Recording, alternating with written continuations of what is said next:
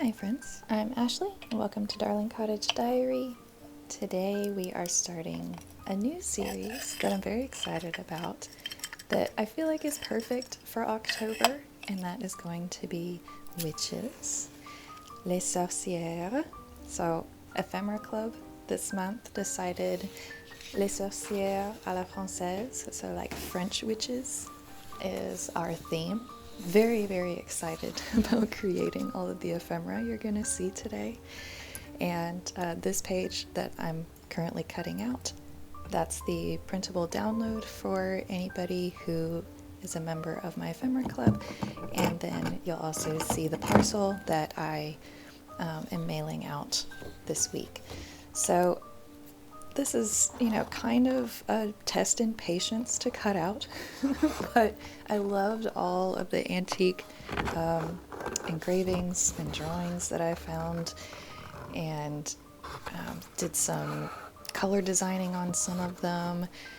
Some of them are from books from like the 1800s, the 1700s, the very early 1900s. It's just a combination of things, and I was kind of inspired to create paper dolls, obviously, with this, as I was doing some research into all of the kind of design of trying to find witchy things, but also with kind of that Rococo French twist. And they're all just very beautiful, and I also found so many of their expressions to be interesting. Some of them are very serene, some of them are like her, she kind of has thrown her head back like bruh.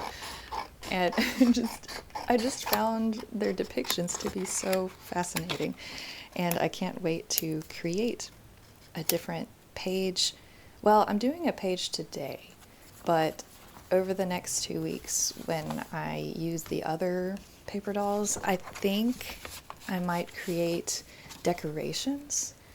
Let me know in the comments if you prefer to see something on a flat page, like in a traditional journal page. It's hard for me to kind of get out of my comfort zone with journaling, because I know some people specifically like that, but I really like doing all kinds of mediums with fabric and mixed media and paper. But I kind of wanted to hang some little, almost ornaments, I guess. I have two in my head that I think will be really cool. Anyway, let me know in the comments. So going through this little section, this is what I sent out to everybody who's part of the Ephemera Club. These envelope pockets are real vintage papers. These are not printed. They're not vintage. They're antique.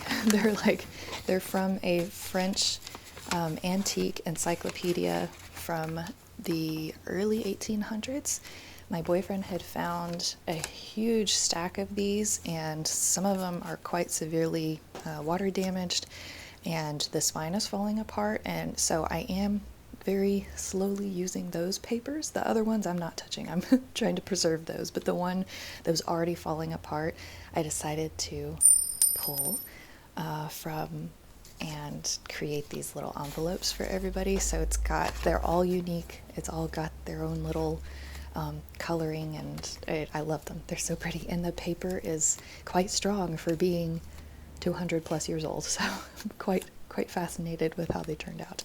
Anyway, once I took the time to cut all of these out, I realized they would all fit in the cute little envelopes that I made, so I figured that would be a fun way to store them and keep myself kind of interested in this theme that we're doing. So, and also a side note, as usual, if you're somebody who prefers my no talking videos, I will be uploading the quiet ASMR version of this video, which is quite good. I'll be uploading that later as part of a compilation of like a long hour-long one, so just check back in a few weeks. But moving on to, first I wanted to use these clear bottle stickers that I created and make an invisible clip of like a potion bottle. And I've made these before on my channel, but I like redoing them every once in a while because hopefully it reaches more people, and I just wanted to show something that I was actually producing and sending out of how you could use it. Obviously, you could just use it as a regular sticker and cut it out, but I didn't do the fussy cutting with these. I left them in a big square in case you wanted to do something like this, and the sticker itself is quite sturdy, so you can use this flimsy type of fabric, or flimsy type of plastic as your little container because the sticker itself is pretty sturdy. So I like doing these and then sewing around the edges. Obviously you could use glue. I prefer sewing with these because I like leaving the top open so that not only I can add the little pin, the little clip at the back, but also if you want to put dried herbs or little glitter or any fun little things you want to fill it with so that it looks like the bottle actually has things in it, because it literally does. You could also just, you know, lay the sticker down over something so that it, like dried lavender or something, so that it looks like it's holding, the bottle's holding things on the page. But anyway, I wanted to make this look kind of like a creepy little potion bottle to add to our whole witchy theme.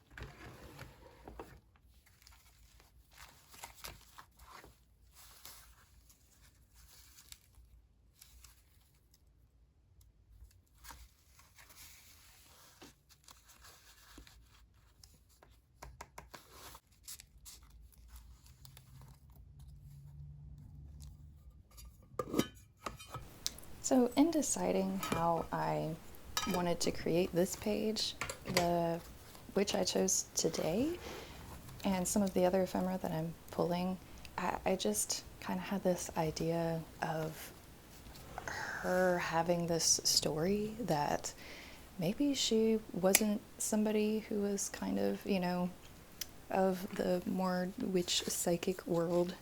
She was more of like a prim, proper kind of, you know, conformist type of person, and then she lost her sister, which is a very morbid turn. But as I was working with this, I kind of just had that come to me, because looking at her dress, although it is pretty low cut, it's still of a, you know, more traditional kind of A-line cut. And I just, and it's also probably the most, I don't know, the most glamorous of the three of them. The other two are in it. Like, there are no questions about their persuasion. They are solidly in the occult. And with this one, she kind of almost seems very glamorous. And so in my head, it was like something had to push her to work in the mysterious realms. And so I had this idea that she's somebody who had a reason to get into trying to work with the spirit realm. And looking at the vellum piece that I created with the sisters, it made me think, oh, maybe she had a sister she lost and she wants to make contact with her. And so she maybe found this old grimoire where, she is trying to reach her sister, but she is kind of figuring out what she's doing, but she's still maybe a little new, but the love that she has for this dearly departed person is what's really kind of, creating her journey and kind of pushing her into her journey. And so that is where it came from, of like, she's this academic kind of pent up lady, but then she also is pouring hours over herself in the library of some old and dusty books that she's found from the 1600s that, explain how to, divine things and explains how to make contact with the other side. And so I wanted to use kind of these darker elements that gave an idea of her being up late in, piled into books and candlelight and trying to both find just the right spell to make contact, but also, maybe she took it home and was working the spell itself. So it's like I wanted to include those elements. So I included some kind of general dark academic, and then some dark kind of garden, because she needed to find some plants in her garden as she was gathering ingredients to do this spell. And then has the library drawers, and she found just the right grimoire in the library drawer to be able to bring forth this spirit. And so, and then I found kind of a frame that I had also made and sent out to Ephemera Club a few months ago, and it was perfect because it's partially translucent. It's like she was probably doing this through a mirror, and she can see her sister come through in the mirror. And that's part of why you'll see kind of added some depth to her with not just gluing her flat down. I wanted there to be dimension in the page to where she's in our world, and everything that she's, and even the book is not glued down all the way, but everything in the other world underneath the mirror is in the sister's realm of wherever she's ended up. And we can barely see her, and we can kind of, the words that I stamped behind the sister, I wanted it to look like, give the impression that, she's reading the words off the page to try to, the words are hanging in the air thickly, and that's what's, that love of really wanting to talk to her sister and those words that she's speaking. And there's probably smoke and candlelight and all of these things that are making the reflection in the mirror look hazy, and she can just make out the picture or the outline of her sister, and they are able to talk, and so she can see her through the mirror, and she's at peace that she's been able to talk to her and know that she's okay over there, and that she doesn't need to worry about her anymore. And it was a really fun page to make. I realize it's probably not as long and not as many elements as I usually use, but I don't know, the story got into me, and then finding the words of one who walks by your side at the end was just like the bow on top of she's walking with you, you just can't see her. And I don't know, that was the story that came to me as I was working on it, and I wanted to share it. So I'll pipe down so you can listen to the rest of it. And if you like this series, I'd love for you to come back next week. I'll be working with one of the other two paper dolls for the next 2 weekends. I post videos every Sunday, and if you If you have a favorite, or if you have kind of a witchy story that you really like, you know, whether it's folklore or it's, you know, a real woman who was either persecuted or said to have been a witch, I'd love to study all of this kind of lore. So please leave me a comment on any of that. I'd love to have conversations about this. I'm a big Halloween fan, big fan of this time of year, big fan of just all kind of witch lore. So anyway, thank you so much for being here. I hope you have a wonderful week. Bye.